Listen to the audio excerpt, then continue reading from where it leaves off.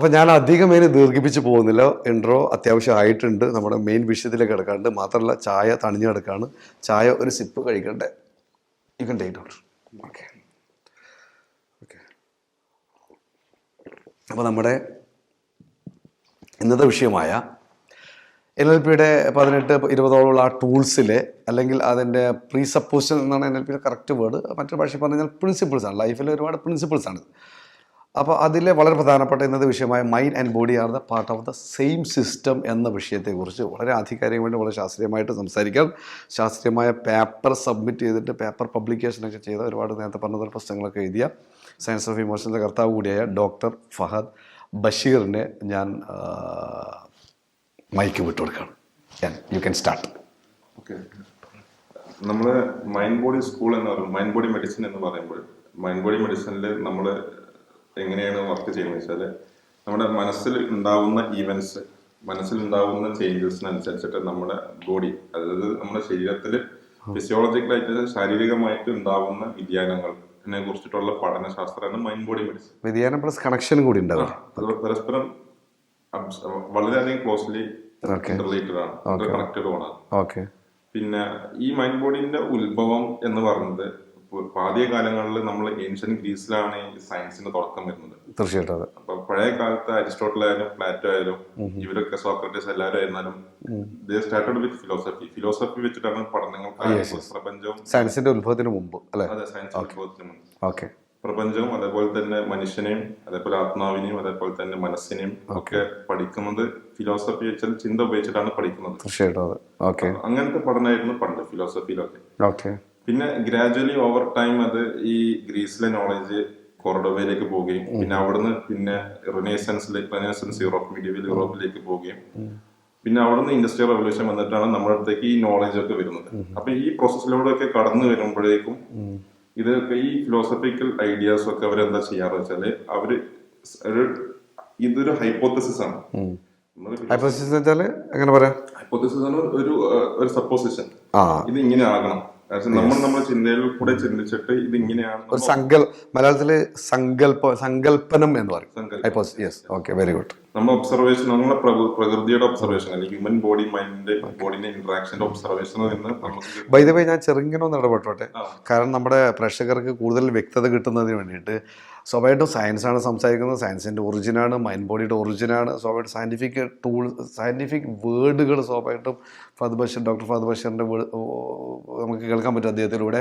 അപ്പോൾ ആ സമയത്ത് ചില ടെക്നിക്കൽ ടേം പറയുമ്പോൾ അതിൻ്റെ മലയാളം പ്രേക്ഷകരായ ആളുകൾക്ക്, മലയാളികൾക്ക് വേണ്ടിയിട്ടാണ് നമ്മളിപ്പോൾ തൽക്കാലം ഇത് സംഘടിപ്പിക്കുന്നത്.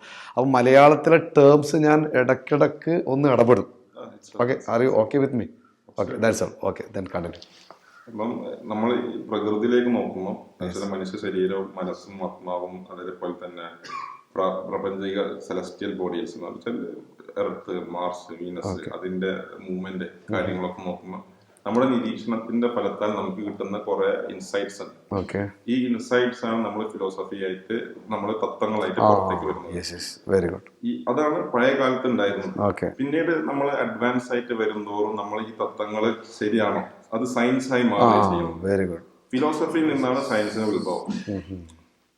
സയൻസിന്റെ ഉത്ഭവം എന്ന് പറയുന്നത് ഫിലോസഫി എന്ന് പറയുന്നത് നമ്മുടെ ഒബ്സർവേഷനിൽ നിന്നാണ് വരുന്നത്. പ്രപഞ്ച നിരീക്ഷണം അല്ലെങ്കിൽ മനുഷ്യ ശരീരത്തിന്റെ നിരീക്ഷണം, ഈ നിരീക്ഷണത്തിൽ നിന്നാണ് ഫിലോസഫികൾ വരുന്നത്. ഈ ഫിലോസഫികളിൽ നിന്നാണ് നമ്മൾ അത് കറക്റ്റ് ആണോ എന്ന് ടെസ്റ്റ് ചെയ്യുമ്പോൾ. സയൻസ് എന്ന് പറഞ്ഞാൽ നിങ്ങളിൽ ഞാനൊരു ടെസ്റ്റ് ചെയ്ത് കഴിഞ്ഞാൽ നിങ്ങൾക്കുണ്ടായ റിസൾട്ട് എന്റെ നോക്കി കഴിഞ്ഞാൽ എനിക്കും കിട്ടണം, എന്റെ നോക്കി കഴിഞ്ഞാൽ മറ്റുള്ള ആൾക്ക് കിട്ടണം, മറ്റുള്ള ചെയ്ത് കഴിഞ്ഞാൽ മറ്റുള്ള. ഇതാണ് ഒബ്ജക്റ്റീവ് സ്റ്റഡിയാണ്. ഒബ്ജക്റ്റീവ് സ്റ്റഡിയാണ്, സബ്ജക്റ്റീവ് അല്ല. എന്നാൽ ചിലത് സബ്ജക്റ്റീവ് ആണ്, ചിലത് ഒബ്ജക്റ്റീവ് ആണ്. ഈ സ്പിരിച്വാലിറ്റി കാര്യങ്ങൾ നമ്മൾ പറയുന്നത് തികച്ചും സബ്ജക്റ്റീവ് സയൻസ്.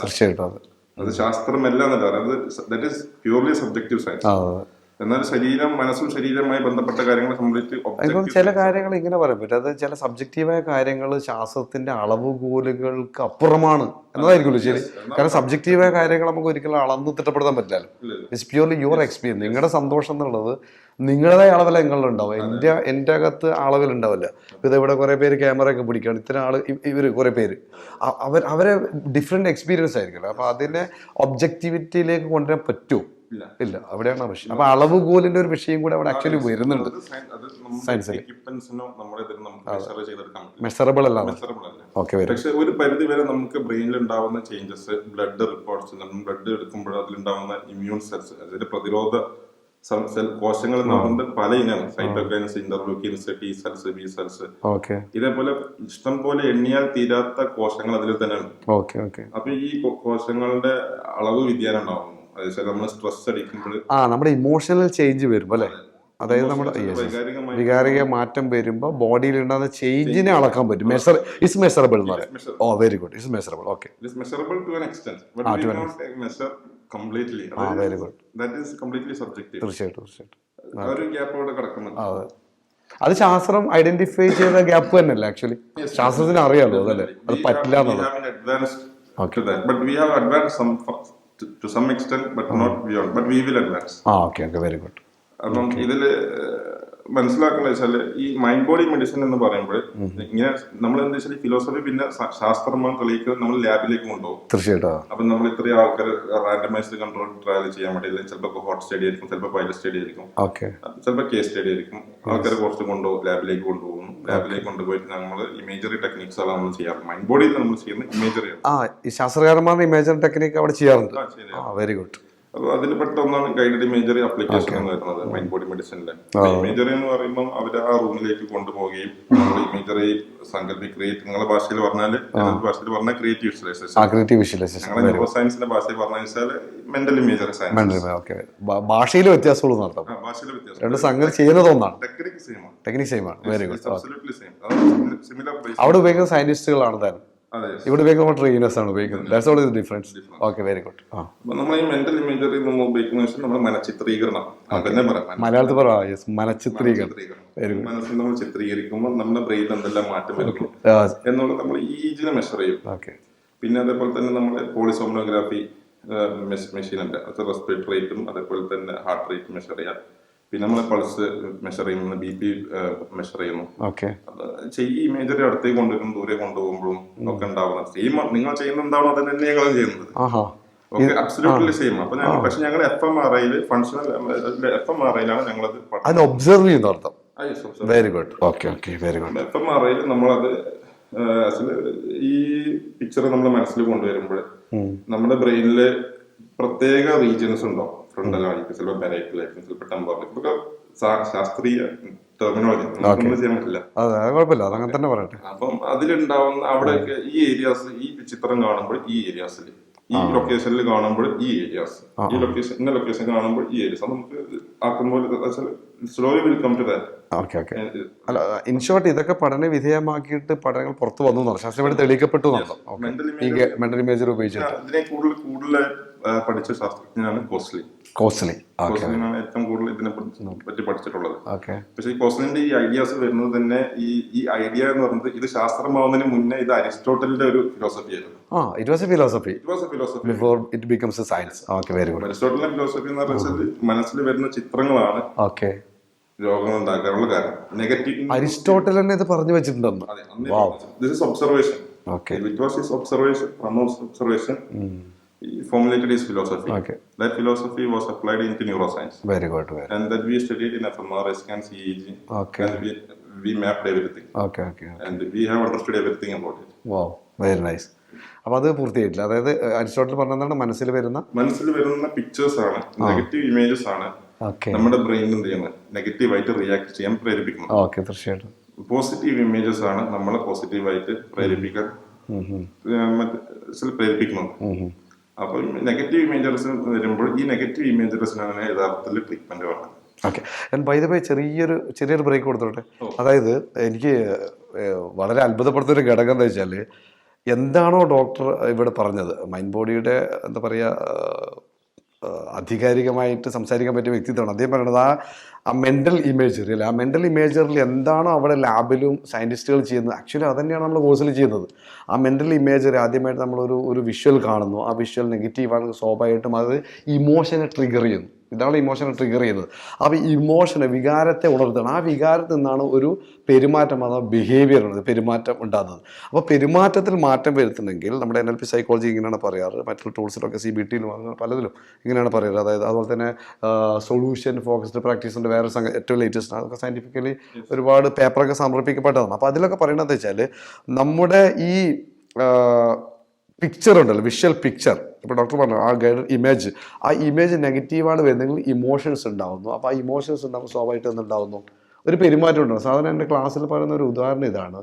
അതും കൂടി പറഞ്ഞാൽ നമുക്ക് തിരിച്ച് സയൻറ്റിഫിക് സ്റ്റഡിയിലേക്ക് തിരിച്ച് വരേണ്ടതുണ്ട്. അത് കാരണം ഇതുകൊണ്ട് രണ്ട് മിക്സിയുമാണ് കൂടുതൽ ആളുകൾക്ക് ബോധ്യപ്പെടുക. കാരണം ലെഫ്റ്റ് ബ്രെയിനും റൈറ്റ് ബ്രെയിനും നിങ്ങൾക്കറിയില്ല, ലെഫ്റ്റ് ബ്രെയിനും റൈറ്റ് ബ്രെയിനും മിക്സ് ചെയ്ത് പോകുമ്പോഴാണ് കൂടുതൽ അണ്ടർസ്റ്റാൻഡിങ് നടക്കുക. കാരണം സയൻറ്റിഫിക് സ്റ്റഡി എന്ന് പറയുന്നത് കൂടുതൽ തന്നെ ടെർമിനോളജി ഉപയോഗിച്ചിട്ടാണ്. സ്വാഭാവിക ഡോക്ടർക്ക് അത് അങ്ങനെ പറയാൻ പറ്റുള്ളൂ, സ്വാഭാവികമാണ്. ടെർമിനോളജിയാണ്, പഠനങ്ങളാണ്, ഒബ്സർവബിളാണ്, ഒബ്ജക്റ്റീവ് സ്റ്റഡിയാണ്.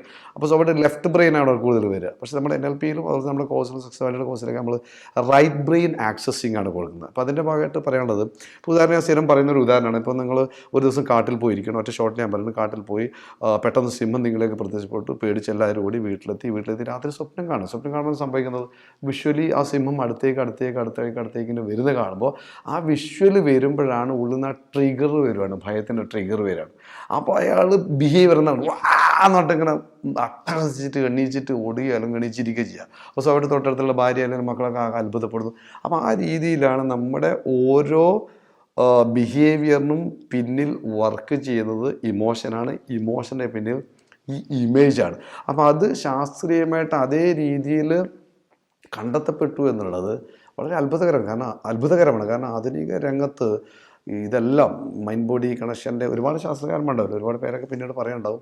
അവരൊക്കെ ഇത് കണ്ടെത്തി എന്നുള്ളത് തീർച്ചയായിട്ടും വളരെ സന്തോഷമുള്ള കാര്യമാണ്, വളരെ അത്ഭുതകരമായ കാര്യങ്ങളും കൂടിയാണ്. അപ്പോൾ അവൾ പറഞ്ഞു വന്നത്, അപ്പോൾ അരിസ്റ്റോട്ടലിൻ്റെ ആ ഫിലോസഫി അന്ന് ഉണ്ടായിരുന്നു. അപ്പോൾ ആ ഫിലോസഫിയാണ് പിന്നീട് നമ്മൾ ലാബിലെത്തിയിട്ട്, ഞാൻ ജനങ്ങൾക്ക് വേണ്ടിയിട്ടാണ് ഒന്നുകൂടി രണ്ടാമത് ആവർത്തിക്കുന്നത്, നിങ്ങൾക്ക് വേണ്ടിയിട്ടാണ്, അല്ല ഞാൻ ഡോക്ടർ ഇൻറ്ററപ്റ്റ് ചെയ്യുന്നില്ല. കാരണം വിഷയത്തിൽ വ്യക്തത വരേണ്ടതുണ്ട് നമുക്ക്. കുറേ ടെർമിനോളജിക്കപ്പുറം അതിൻ്റെ പ്രാക്ടിക്കബിലിറ്റി എന്തൊക്കെയാണ് സംഭവം. അപ്പോൾ അരിസ്റ്റോട്ടലിൻ്റെ ഫിലോസഫി എന്നത് ലാബിലേക്ക് വന്നിട്ട് സയൻസായി മാറുന്നു. അവിടെ വരെയാണ് നമ്മൾ പറഞ്ഞു വെച്ചത്. യെസ്. ഇപ്പൊ നമ്മൾ ശാസ്ത്രീയ ലോകത്തേക്ക് നോക്കുമ്പോൾ ശാസ്ത്രീയ ലോകത്തിന്റെ ഏത് പഠനത്തിലും ചെയ്യുന്നത് ശാസ്ത്രജ്ഞന്മാരാണ്. തീർച്ചയായിട്ടും ശാസ്ത്രജ്ഞന്മാർ, റിസർച്ചേഴ്സ് എന്ന് പറയും. തീർച്ചയായിട്ടും ഇന്ന് ശാസ്ത്രീയ ലോകത്തിന് ഇഷ്ടം പോലെ ശാഖകളുണ്ട്. ഓക്കെ. അപ്പൊ ഓരോ ശാഖകളും ഈ വരുന്ന ശാസ്ത്രജ്ഞന്മാര് അവരുടെ ഫിലോസഫീസ് അതിന്റെ ഡീപ്പർ ലെവല് ഞാൻ ഉദ്ദേശിക്കുമ്പോൾ നമുക്ക് 3 types ഓഫ് പീപ്പിൾ ഉള്ളത്. വൺ പീപ്പിൾ ഏറ്റവും പെരിഫറിൽ കിടക്കുന്ന ആൾക്കാർക്ക് സയൻസിനെ കുറിച്ചൊന്നും അറിയില്ല. So they take into consideration what the middle people says. ആ മിഡിൽ പീപ്പിൾ എന്ന് പറയുന്ന ജനങ്ങൾ എന്ന് പറയുന്നത് സാധാരണ നമ്മളെപ്പോലെ എന്താ ചെയ്യുമ്പോൾ വീട്ടിലേക്ക് പോകുന്നു, ഒരു അന്നദാനത്തിന് വേണ്ടിയിട്ട് ശാസ്ത്രം പഠിക്കുന്ന ആൾക്കാരാണ്. So they won't be knowing in depth. അതായത് റിസർച്ച് ഫീൽഡിലേക്കോ താഴത്തിലേക്കോ അല്ലെങ്കിൽ ആഴത്തിലേക്കോ അവർ പഠിച്ചിട്ടില്ല. ഡെപ്ത് നോളജ് ഇല്ല, പക്ഷേ പെരിഫറൽ ആയിട്ടുള്ള സർഫേസ് ലെവലിൽ കുറച്ച് കാര്യങ്ങൾ അറിയാം. അപ്പൊ അവര് പറഞ്ഞ അതേപോലെ വിശ്വസിക്കുകയാണ് താഴേക്കടിയിലുള്ള ആളുകൾ. Okay, very good. കാരണം ഇത്ര ആൾക്കാർ ഈസിലി ആക്സസിബിൾ ആണ് കമ്മ്യൂണിറ്റി ആയിരിക്കും. എത്ര ആൾക്കാർക്ക്? മിഡിൽ ക്ലാസ്സിന് ഈസിലി ആക്സസിബിൾ ആണ്. തീർച്ചയായിട്ടും. എന്നാൽ അവരുടെ ഡീപ്പർ നോളജ് ഡെപ്ത് എന്ന് പറയുന്നത് തീരെ ഉണ്ടാവില്ല, വളരെ കുറവായിരിക്കും. Surface knowledge they know something, but they don't know nothing. I mean, they in fact doesn't know everything. Okay. പക്ഷേ പിന്നെയുള്ളതാണ് കോറിൽ കിടക്കുന്ന സയന്റിസ്റ്റ് ഗ്രൂപ്പുകൾ. ഈ സയന്റിസ്റ്റ് ഗ്രൂപ്പ് അവർ റിസർച്ച് ഫീൽഡിലായിരിക്കും, എക്യുപ്മെന്റ്സിന്റെ എക്സ്പോഷർ ഉണ്ടാവും, ക്ലിനിക്കൽ കേസ് സ്റ്റഡീസ് നടത്തുന്നുണ്ടാവും. പിന്നെ അതേപോലെ അവിടെയും 2 ഡിസ്പാരൻസ് ഉണ്ടായിരുന്നു. എന്നുവെച്ചാൽ ഓപ്പൺ മൈൻഡഡ്നെസ്സും വേണം, നേരോ മൈൻഡഡ്നെസ്സും ഉണ്ട്. നേരോ മൈൻഡഡ്നെസ് എന്ന് പറയുമ്പോൾ സ്കെപ്റ്റിസിസം നമ്മൾ പറയാം. എന്നുവെച്ചാൽ ഇതല്ല, ഞാൻ പഠിച്ചതിനപ്പുറം ഒന്നുമില്ല എന്ന വിശ്വാസം സ്കെപ്റ്റിസിസം എന്ന് പറയുന്നത്. മറ്റേതൊരു ബ്രോഡ് മൈൻഡാണ് വരുന്നത്. അവിടെ ആവുമ്പോഴാണ് ആ പറയുന്ന ഒരു സ്പിയറിൽ വരുന്ന സയന്റിസ്റ്റുകൾക്കാണ് ഏറ്റവും കൂടുതൽ ഇൻഡ്യൂട്ടീവ് ആയിട്ടുള്ള തിങ്കിങ് വരുന്നത്, ഏറ്റവും കൂടുതൽ ഇന്നോവേഷൻസ് വരുന്നത്, ഏറ്റവും കൂടുതൽ ഡിഫറൻസ് ആയിട്ടുള്ള ന്യൂ തിയറീസും അതേപോലെ ന്യൂ ഫോർമുലാസും ന്യൂ ഇക്വേഷൻസും വരുന്നത് ഇത്തരം മൈൻഡ് ആയിട്ടുള്ള ആൾക്കാരാണ് വരുന്നത്. പിന്നെ അതേപോലെ സയന്റിഫിക് കോൺട്രിബ്യൂഷനും കൂടുതൽ വരുന്നത് ഈ ഹൈ കാലിബർ ആയിട്ടുള്ള ഈ ടീമിൽ നിന്നാണ്. ഇൻഡ്യൂട്ടീവ് ആയിട്ടുള്ള സയന്റിസ്റ്റ്, ബ്രോഡ് മൈൻഡഡ് ആൾക്കാർക്ക് സംഭവിക്കുള്ളൂ. ബ്രോഡ് മൈൻഡ് ആക്ച്വലി എന്തും അക്സെപ്റ്റ് ചെയ്യാനും എന്ത് വെൽക്കം ചെയ്യാനുള്ള ഒരു ഹൃദയം, ഓപ്പൺ മൈൻഡ്, ഹൃദയം തുറന്നു വെച്ച ആളുകൾ, അവർക്ക് മാത്രം അത് കോൺട്രിബ്യൂട്ട് ചെയ്യാൻ കഴിയുള്ളൂ. മറ്റൊരു നേരെ മൈൻഡ് ആകുമ്പോൾ എന്താ സംഭവിക്കുക, നമ്മുടെ പ്രെഡിസസർ എന്താണ് ചെയ്തത്, നമ്മളെ ശാസ്ത്രീയ ലോകത്തേക്ക് പോകുമ്പോൾ നമുക്ക് രണ്ട് ഫിലോസഫിക്കൽ തോട്ട്സ് ഉള്ളത്. ഒന്ന് ഡ്യുവലിസ്റ്റിക് ഫിലോസഫി, ഒന്ന് monistic philosophy, Okay. Mind body മെഡിസിനിൽ. മൈൻഡ് ബോഡി മെഡിസിനിൽ 2 വിഭാഗമുണ്ട്, അങ്ങനെയാണ്. 2 ഉത്ഭവങ്ങളുണ്ട്. ഓക്കെ ഓക്കെ അപ്പോൾ ഡുവലിസ്റ്റിക് ഫിലോസഫി കൊണ്ടുവന്നത് പ്ലാറ്റോ ആണ്. ഓക്കെ. ആക്ച്വലി മനസ്സ് എന്ന് പറയുന്നത് ഇമ്മെറ്റീരിയൽ ഒരു സാധനമാണ്. മെറ്റീരിയൽ എന്ന് പറയുമ്പോൾ ഇതേപോലത്തെ ഒരു സാധനമല്ല, നമുക്ക് കാണാൻ കഴിയില്ല, നമുക്ക് തൊടാൻ കഴിയില്ല, അപ്രീഷിയേറ്റ് ചെയ്യാൻ കഴിയാത്ത ഒരു സംഭവമാണ്. ആ സംഭവമാണ് അതിന്റെ ശരീരത്തെ നിയന്ത്രിക്കുന്ന, ശരീരത്തെ ആ സംഭവമാണ് നമുക്ക് മെഷർ ചെയ്യാൻ കഴിയില്ല എന്നാണ്, അത് സെപ്പറേറ്റ് നിൽക്കുന്ന ഒരു സംഭവമാണ് എന്നാണ് പ്ലാറ്റോ പറഞ്ഞത്. അത് കഴിഞ്ഞിട്ട് അതിനെ ശരിവെച്ചുകൊണ്ടാണ് പിന്നീട് ഈ റെനേസൻസ് യൂറോപ്പിനെ കാലത്ത് റെനേ ഡെസ്കാർട്ടസ് ഇത് കൊണ്ടുവരുന്നത്, സെറസ് കോഗിറ്റാൻസ് എന്ന് പറഞ്ഞ concept. Mind is something immaterial and thinking. ഒരേ സമയത്ത് ഇമ്മെറ്റീരിയൽ ആണ്, ചിന്തിക്കുന്ന സാധനമാണ്, എന്നാൽ തിങ്കിങ് ആണ്. ശരീരം എന്ന് പറഞ്ഞാൽ ഭൗതികമാണ്, something that can be touch and measurable, but it is not thinking എന്നുള്ള ഒരു വാദമായിരുന്നു കൊണ്ടുവന്നിരുന്നത്. അങ്ങനത്തെ ഒരു വാദമായിരുന്നു അവർ കൊണ്ടുവന്നിരുന്നത്. അങ്ങനത്തെ വാദമാണ് അവർ ആദ്യം ആരാണ് അധ്യായം ആരായിരുന്നു? René Descartes. Okay, very good. അതിന് പാരലായിട്ട് തന്നെ വെസ്റ്റേൺ സ്കൂൾ ഓഫ് തോട്ട്, നമ്മുടെ മെയിൻ സ്ട്രീം മെഡിസിനിൽ നമ്മൾ ഫോളോ ചെയ്യുന്ന ഫിലോസഫിയാണ് monism philosophy, monistic philosophy, mind body മെഡിസിനിൽ. മോണിസ്റ്റിക് ഫിലോസഫി എന്ന് പറയുമ്പോൾ അതിൽ തന്നെ 2 ബ്രാഞ്ചസ് വരുന്നുണ്ട്. മോണിസ്റ്റിക് ഫിലോസഫി പറയുന്നത് mind and body are interlinked. മൈൻഡും ബോഡി ഒരു ബന്ധമല്ല എന്നാണ് പറഞ്ഞിരുന്നത്. അപ്പൊ ഇവര് പറഞ്ഞു നമ്മുടെ ഫിലോസഫി മെയിൻ സ്ട്രീം മെഡിസിനിൽ നമ്മൾ മനസ്സിലാക്കുന്നത് mind and body are highly. അവിടെ എന്നെ വളരെ അത്ഭുതപ്പെടുന്ന ഒരു ഘടകം എന്താ വെച്ചാല്, ഈ മെയിൻ സ്ട്രീം മെഡിസിനിൽ body and medicine interconnected ആണെന്ന് പറയുമ്പോൾ NLPയുടെ 10-20 പ്രിൻസിപ്പിൾ തന്നെ എന്താണ്? Mind and body are interconnected. അപ്പോൾ അതിനെ നമ്മൾ അതേപോലെ എന്ത് ചെയ്യാണ്? ഇൻകോർപ്പറേറ്റ് ചെയ്യണം. ശാസ്ത്രം കണ്ടെത്തിയ, മെയിൻ സ്ട്രീം ശാസ്ത്രം കണ്ടെത്തിയ ആ പോയിന്റിനെ അതേപോലെ NLP ഭാഷയിലാണ് എന്താ നേരത്തെ പറഞ്ഞത്, mind and body are part of the same system. മറ്റൊരു ഭാഷയിൽ ഇങ്ങനെ പറയുന്നത് it is interlinked, cybernetic loop എന്നാണ് നമ്മൾ NLPയിൽ പറയാം. ഇതെല്ലാം ഇന്റർ കണക്റ്റഡ് ആണ്. അപ്പോൾ ആ രീതിയിൽ തന്നെ മെയിൻ സ്ട്രീമിലും അത് കണ്ടെത്തപ്പെട്ടു എന്നർത്ഥം. Okay, very good. നമുക്കതിന്റെ കുറെ ശാഖകൾ തന്നെ ഉണ്ട്, അതിലും ശാഖകളുണ്ട്, ഉപശാഖകൾ. സൈക്കോസൊമാറ്റിക് മെഡിസിൻ ഉണ്ട്. ഓക്കെ. പിന്നെ ഡെർമറ്റോളജി വരുമ്പോൾ സൈക്കോ ഡെർമറ്റോളജി വരുന്നുണ്ട്, മനസ്സും തൊലി രോഗം, ത്വക്ക് രോഗങ്ങളും. ഓക്കെ. പിന്നെ അതേപോലെ സൈക്കോ ഡെർമറ്റോളജി എന്നൊരു വിഭാഗം തന്നെ ഉണ്ട്. ഓ, വെരി ഗുഡ്. പിന്നെ നമുക്ക് സൈക്കോ ന്യൂറോ ഇമ്യൂണോളജി ഉണ്ട്, സൈക്കോ ന്യൂറോ എൻഡോക്രൈനോളജി ഉണ്ട്. അപ്പോൾ ഈ സൈക്കോ ന്യൂറോ ഇമ്യൂണോളജി, അതുപോലെ തന്നെ ഈ സൈക്കോ ഡെർമറ്റോളജി, ഇതെല്ലാം മൈൻഡ് ബോഡി കണക്ട് ആയിട്ടല്ലേ ഇതിന്റെ പഠനങ്ങളും കാര്യങ്ങളും മെഡിസിൻ ഇതെല്ലാം ആ ലെവലല്ല, റിസർച്ച് കാര്യങ്ങൾ, പഠനങ്ങൾ, എന്താ പറയുക, റാൻഡമൈസ്ഡ് സ്റ്റഡീസുകൾ, കേസ് സ്റ്റഡീസുകൾ എല്ലാം ആ രീതിയിലായിരിക്കും പോകുന്നുണ്ടാവും. Very good. ഓക്കെ. അതിനായിട്ട് ജേർണൽസ് തന്നെയാണ് ഇഷ്ടംപോലെ. നമുക്ക് ഇഷ്ടംപോലെ പബ്മെഡിലും എല്ലാത്തിലും scientific journals means scientific journals അതിനായിട്ട് തന്നെ ജേർണൽസ് ഉണ്ട്. അപ്പൊ ആ ജേർണലിൽ അവര് 3 മാസം കൂടുന്ന ഒരു ജേർണൽ ഇറക്കുമ്പോൾ അതിനായിട്ട് മീൻസ് ഓരോ ഉപവിഭാഗത്തിന് തന്നെ ഉണ്ട്. ഈ പറഞ്ഞ ഓരോ വിഭാഗത്തിനും ഉണ്ട്, അങ്ങനെയുണ്ട്. Okay, very. അപ്പോൾ അത്രയും ആഴത്തിൽ പഠിക്കപ്പെട്ടു എന്നർത്ഥം മൈൻഡ് ബോഡി കണക്ഷൻ, മനസ്സും ശരി. നമ്മളെ NLPയിൽ പറയുന്ന ആ ഒരു പ്രിൻസിപ്പിൾ ഒരുപാട് പഠിപ്പിക്കപ്പെട്ട ഒരു വിഷയമാണ് അർത്ഥശാസ്ത്രത്തിൽ. Okay, very good. തീർച്ചയായിട്ടും 2 ഫിലോസഫിയാണ് ഇപ്പോൾ ഡോക്ടർ പറഞ്ഞത്. ഒന്ന് ഡ്യുവലിസം ആൻഡ് മോണിസം. അതിൽ മോണിസത്തിലാണ് ഉപവിഭാഗം പറഞ്ഞത് അല്ലേ? മോണിസാണ് മെയിൻ സ്ട്രീം. ഓക്കെ. അതിൽ കുറെ ഉപവിഭാഗം അല്ലേ പറഞ്ഞത്? Sub 2 sub. Okay okay okay, very good. നമ്മുടെ രണ്ട് വിഷയമാണ്. അപ്പം ഒന്ന് ഫിസിക്കലിസം, ഒരു ഗ്രൂപ്പ് ഓഫ് സയന്റിസ്റ്റ് ഫിസിക്കലിസ്റ്റ് ആണ്, മറ്റൊരു ഗ്രൂപ്പ് ഓഫ് സയന്റിസ്റ്റ് ഐഡിയലിസ്റ്റ് ആണ്. Okay, very good. അപ്പൊ ഇപ്പം അത് വളരെ രസമുള്ള സംഭവമാണ്, മനസ്സും ശരീരം ബന്ധപ്പെട്ട് കിടക്കുകയാണ്. അപ്പം അവിടെ വരുന്ന അടുത്ത ചോദ്യം വരുന്നത് വെച്ചാൽ ഫിലോസഫി എന്ന് പറഞ്ഞാൽ തീർച്ചയായിട്ടും ചോദ്യങ്ങളാണ്. അപ്പൊ അതിലൊന്ന് വെച്ചാല് മസ്തിഷ്കമാണോ മനസ്സിനെ നിയന്ത്രിക്കുന്നത്, അതോ മനസ്സാണോ മസ്തിഷ്കത്തെ നിയന്ത്രിക്കുന്നത്? അപ്പം ഈ ഡിബേറ്റ് അവിടെ ഇപ്പോഴും ഇന്നും ഉണ്ട്. അപ്പം നമ്മൾ പറഞ്ഞു ഫിസിക്കലിസ്റ്റും ഉണ്ട്, അതേപോലെ തന്നെ ഐഡിയലിസ്റ്റ് ഉണ്ട്. ഫിസിക്കലിസ്റ്റ് എന്ന് പറയുന്ന ഫിലോസഫി തത്വങ്ങൾ വരുന്നത് ബ്രെയിൻ കൺട്രോൾസ് ദ മൈൻഡ്, മസ്തിഷ്കമാണ് മനസ്സിനെ കൺട്രോൾ ചെയ്യുന്നത്. ഐഡിയലിസ്റ്റിക് ഗ്രൂപ്പ്സ് ഓഫ് സയന്റിസ്റ്റുകളുടെ അപ്പൊ ആ രീതിയിലേക്ക് അവരെ പഠനങ്ങൾ പോകുന്നത് മീൻസ് എന്താ പറയാ, ഫിസിക്കലിസ്റ്റിന്റെ പഠനങ്ങൾ പോകുന്നത് ആ രീതിയിലേക്ക് അവരില്ല. അപ്പൊ അതിൽ നന്നായിട്ട് പഠനങ്ങൾ പോയിട്ടുണ്ടോ എന്നർത്ഥം. ഒരുപാട് പഠനങ്ങൾ നടക്കുന്നുണ്ട് ശാസ്ത്രത്തിൽ, ഇപ്പോഴും നടന്നുകൊണ്ടിരിക്കുന്നുണ്ട്. Okay, very good. ഒരുപാട് അഡ്വാൻസ്ഡ് ആയിട്ടുണ്ട് ഈ മൈൻഡ് ബോഡി കണക്ഷന്റെ വിഷയത്തിൽ. Okay, very good. അപ്പോൾ രണ്ടാമത്തെ വിഭാഗം ഐഡിയലിസ്റ്റ്. ഓക്കെ. ഐഡിയലിസ്റ്റ് എന്ന് പറയുമ്പോൾ മനസ്സാണ് ബ്രെയിനിനെ ബ്രെയിനിനെ നിയന്ത്രിക്കും. ഓക്കെ. അപ്പോൾ രണ്ടും മെയിൻ സ്ട്രീമിലാണ് വരുന്നത്. രണ്ടും മെയിൻ സ്ട്രീം മെഡിസിനിലാണ്. Very good. ഓക്കെ. തീർച്ചയായിട്ടും ഇതിൻ്റെതായ എവിഡൻസ് ഉണ്ട്, ഇതിൻ്റെതായ എവിഡൻസ് ഉണ്ട്. തീർച്ചയായിട്ടും. അപ്പം നമ്മൾ ഇതിന്റെ എവിഡൻസ് ഏറ്റവും കൂടുതൽ വരുന്ന സൈക്യാട്രി, ബ്രെയിൻ കൺട്രോൾ മൈൻഡ് എന്ന് പറയുന്നത് സൈക്യാട്രി സ്ട്രീമിലേക്കാണ്. ഫിസിക്കലിസ്റ്റിന്റെ വിഭാഗത്തിൽ. ഓക്കെ. അതേസമയം ന്യൂറോൺസ് ആണ് മനസ്സിനെ നിയന്ത്രിക്കുന്നത്. ഓക്കെ. നിയന്ത്രിക്കാന്ന് പറയുമ്പോൾ ബ്രെയിൻ്റെ ഏറ്റവും സിംപ്ലസ്റ്റ് യൂണിറ്റ് ആണ് ന്യൂറോൺസ്. തീർച്ചയായിട്ടും ന്യൂറോൺ ആണ് ബ്രെയിനെ നിയന്ത്രിക്കുന്നത്, മനസ്സിനെ നിയന്ത്രിക്കുന്നത് എന്ന രീതി. ന്യൂറോൺ ഡാമേജ് ആയി കഴിഞ്ഞാൽ മനസ്സിന്റെ നമുക്ക് കുറച്ച് ഫങ്ഷൻസ് നഷ്ടപ്പെടാറുണ്ട്. നഷ്ടപ്പെടാൻ എവിഡന്റ് ആണ് നമുക്ക് കുറച്ചുകൂടെ. അല്ല, തീർച്ചയായിട്ടും നമ്മളെ NLP ഭാഷയിൽ എങ്ങനെ പറയാറ് ഡോക്ടർ? ഞാനത് പറഞ്ഞോട്ടെ, ഒന്നുകൂടി വ്യക്തത കിട്ടാൻ വേണ്ടിയിട്ട് കൂടിയാണ്. അത് NLP ഭാഷയിൽ നമ്മളിങ്ങനെയാണ് പറയുന്നത്, മനസ്സ് ശരീരത്തെ ഉടനടി സ്വാധീനിക്കുന്നു. അത് ശാസ്ത്രീയമായിട്ട് തെളിയിക്കപ്പെട്ടു. ഓൾറെഡി ഡോക്ടർ പറഞ്ഞു, ഇനി ഒരുപാട് സംസാരിക്കേണ്ട വിഷയത്തിൽ. പക്ഷെ നേരെ തിരിച്ചിട്ടുണ്ട് ഇവിടെ. നമ്മൾ ഉദാഹരണമായിട്ട് ബോഡിയും ബോഡി സ്ട്രക്ചർ, ബോഡിയുടെ പോസ്ചർ, നമ്മുടെ എക്സ്പ്രഷനുകൾ, ഇതെല്ലാം മനസ്സിനെ സ്വാധീനിക്കും. നമ്മളെങ്ങനെ ഇരിക്കുന്നു, നമ്മളെങ്ങനെ ഭാവം എങ്ങനെ കാണിക്കുന്നു, ആ ചിരിക്കുന്ന സമയത്തുള്ള മൈൻഡിൻ്റെ അവസ്ഥയായിരിക്കുമല്ലോ നമ്മൾ ദേഷ്യം പിടിക്കുന്ന സമയത്ത്.